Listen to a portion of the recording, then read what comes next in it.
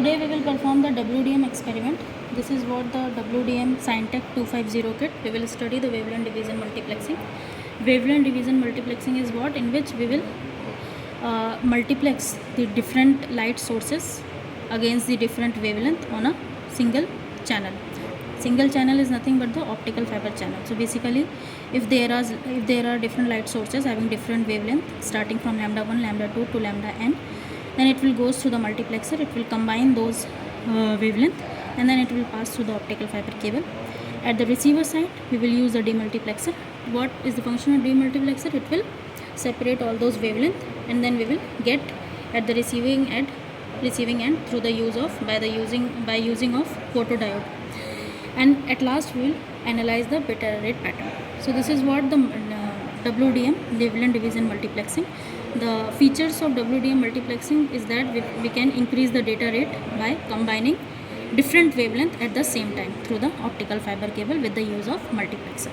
So basically we talk about the different components of WDM. So that is OLE, optical line terminal.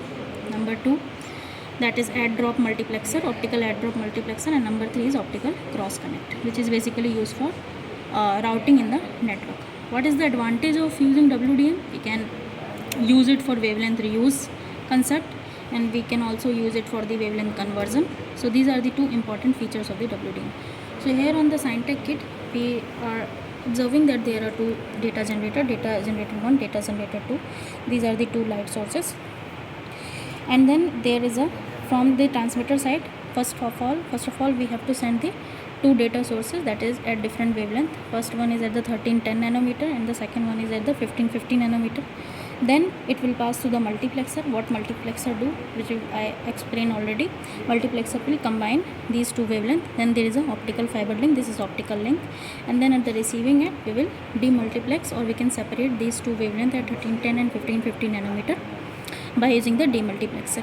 Here there is a detector used, and then by using the detector we will observe on the CRO that this is the input wavelength, that is channel 1, and this is the output wavelength of the channel 2.